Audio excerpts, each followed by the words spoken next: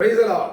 ഈ പ്രഭാതത്തിലെ ധ്യാനത്തിനായിട്ട് മത്തായിയുടെ സുവിശേഷം 16-ാം അധ്യായം അതിന്റെ 24-ാമത്തെ വാക്യം. പിന്നെയും യേശു ശിഷ്യന്മാരോട് പറഞ്ഞത്, ഒരുത്തൻ എന്റെ പിന്നാലെ വരുവാൻ ഇച്ഛിച്ചാൽ തന്നെത്താൻ ത്യജിച്ച് തന്റെ ക്രൂശ് എടുത്ത് എന്നെ അനുഗമിക്കട്ടെ. യേശു പറഞ്ഞ വാക്ക് തന്നെത്താൻ ത്യജിച്ച് എന്റെ ക്രൂശ് എടുത്ത് എന്റെ പിന്നാലെ വരിക. യേശുവിൽ നിന്ന് എന്തെങ്കിലും പ്രാപിക്കണമെന്നുള്ളൊരു ആഗ്രഹത്തോടു കൂടിയാണ് നിങ്ങൾ ആയിരിക്കുന്നുവെങ്കിൽ യേശു പറയുന്നു, നിങ്ങൾ സ്വയം ത്യജിക്കപ്പെടേണ്ട ചിലത്. നിങ്ങൾക്ക് വിട്ടുകളയാൻ മനസ്സില്ലാത്തതും എന്നാൽ ദൈവം നിങ്ങളോട് വിട്ടുകളയാൻ പറയുന്ന ചില കാര്യങ്ങൾ. പലപ്പോഴും നമുക്ക് ആഗ്രഹമുണ്ട് ദൈവത്തിൽ നിന്നും പ്രാപിക്കണമെന്നും ദൈവത്തിൽ നിന്ന് വിടുതൽ കിട്ടണമെന്നും. പക്ഷെ പലപ്പോഴും ദൈവത്തെ അവിശ്വസിക്കുന്ന ചില അവിശ്വാസം, പ്രത്യാശ എന്ന അനുഭവം മുൻപിൽ ഉണ്ടായിട്ടും നിരാശ എന്നതിനെ പലപ്പോഴും മുറുകെ പിടിക്കുന്ന ചില അനുഭവങ്ങൾ, എല്ലാം ഉണ്ടായിട്ടും ഇല്ല എന്നുള്ള ധാരണ മനസ്സിനകത്ത് മുറുകെ പിടിച്ചിരിക്കുന്ന ചില അനുഭവങ്ങൾ, എല്ലാ സാഹചര്യം അനുകൂലമായിട്ടുണ്ട് എങ്കിലും അനുകൂലത്തേക്കാൾ അധികമായി പ്രതികൂലമായ കാര്യങ്ങളെ ഓർക്കുന്ന ഒരു കടുംപിടുത്തം.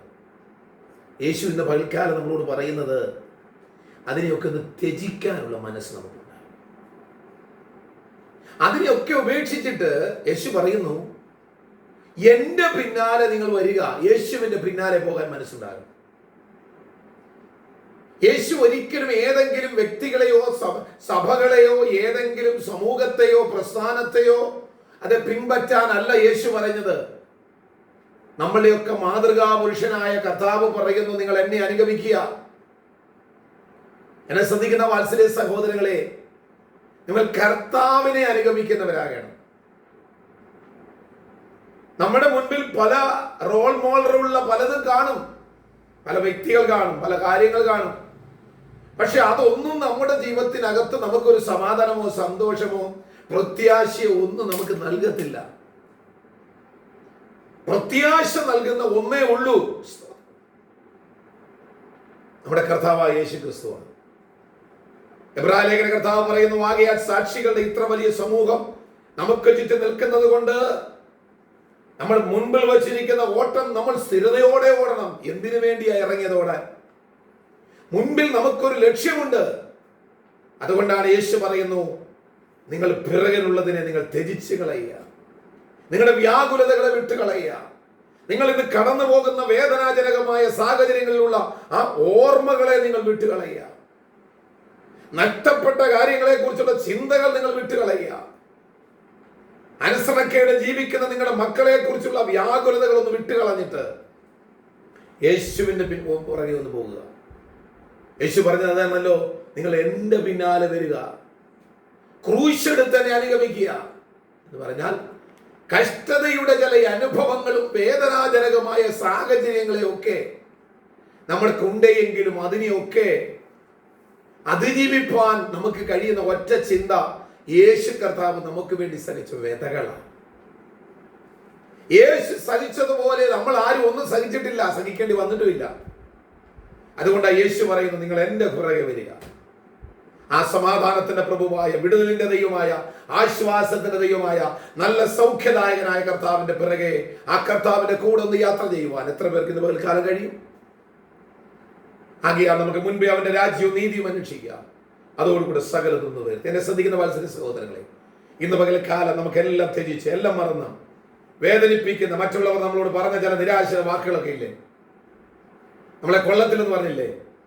നിന്നെ കൊണ്ട് ഒന്നും ഉപയോഗിക്കാൻ കൊള്ളത്തില്ല, നിനക്ക് ബുദ്ധിയില്ല, കഴിവില്ല, സൗന്ദര്യമില്ല, ആരോഗ്യമില്ല, നിനക്ക് അതെ ഒന്നുമില്ല എന്നൊക്കെ പറഞ്ഞ് നമ്മളെ തള്ളിപ്പറഞ്ഞ ആ വാക്കുകൾ, കുറ്റപ്പെടുത്തിയ വാക്കുകൾ നമ്മുടെ ഹൃദയത്തിൽ വെച്ചുകൊണ്ട് നടന്നാൽ നമുക്ക് ഒരിക്കലും കരകയറാൻ പറ്റത്തില്ല. ബലഹീനതകൾ തികഞ്ഞു വരുന്ന ഒരു വലിയ ദൈവകൃപ നമ്മുടെ കൂടെ ഉണ്ട്. ഈ പകൽക്കാലം നമ്മുടെ ബലഹീനമായ കാര്യങ്ങളെ ദൈവത്തിന്റെ കാര്യങ്ങൾ ഏൽപ്പിച്ചു കൊടുക്കുക. മോശ ദൈവത്തോട് പറഞ്ഞു, ഞാൻ വിക്കന തടിച്ച നാവുള്ളവനാ. ദൈവം പറയുന്നു, ആ തടിച്ച നാവുള്ള മോശയെ നിന്നെയാ എനിക്ക് വേണ്ടത്.